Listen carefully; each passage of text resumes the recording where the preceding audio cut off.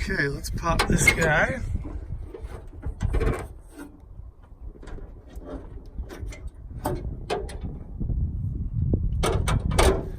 There we go. So the engine's been rebuilt. The entire engine was taken apart down to the heads. All new gaskets and seals, new rear main seal, cross seals. It does not leak a drop. It's the only Defender I've ever had that does not actually drip in my garage. New AC compressor, new belts, new hoses. Many components are original to the car. We're able to reuse them, of course. It did have a snorkel. We can re-add that. It snaked around here, came up to this vent, and then up to the snorkel. So should someone choose, you'll see in the photos, you could add that back in. These are your dual electric fans that help cool the engine, and your brand new radiator. I know we've got a wire that doesn't match. We had one that was defective, so we swapped it. All new wires and cap and everything in here has been redone. All new spark plugs, of course.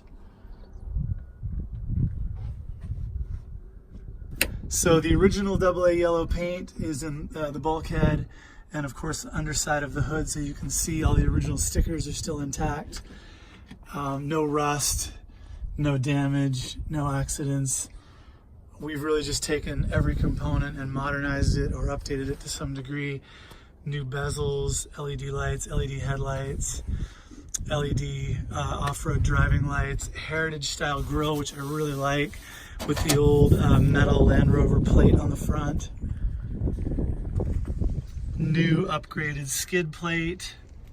You can see the oil cooler there, and the, you can't quite see it, but it's got the big steering stabilizer. You can see the yellow end of it there.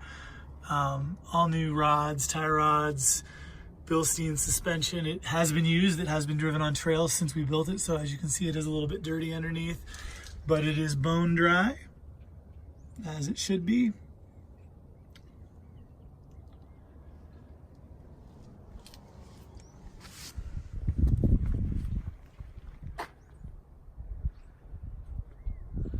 And that is pretty much it.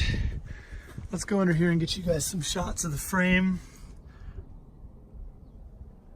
See how clean that frame is. I've spent a lot of days in this car. I've driven it all the way up to Victoria, BC, up in Canada, out on Vancouver Island. Had a blast. We've camped in it. We've slept in the rooftop tent. It's never once left us stranded. It's done some pretty hardcore off-roading.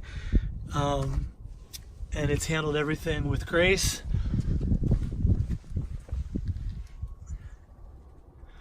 You can see there's a little spacer puck in each of the struts. That gives it a slight lift so that the tires clear better. We don't have any rubbing.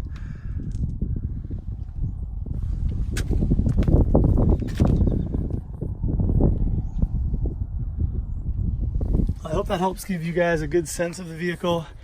It's by no means perfect. You'll see some of the issues with the wrap. When the hinges got retightened on, we over cranked them and folded the wrap. That's probably the worst spot on the entire wrap, which is a bummer, but I figure the next buyer can take the silver strip off anyway and get rid of the Outlander logo stuff if they choose.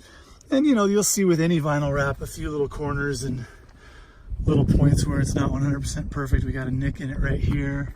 We'll try to show those in photos.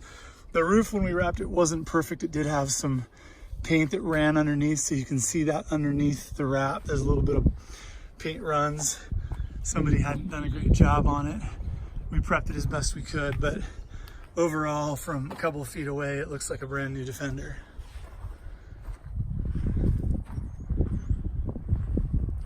There you go, guys.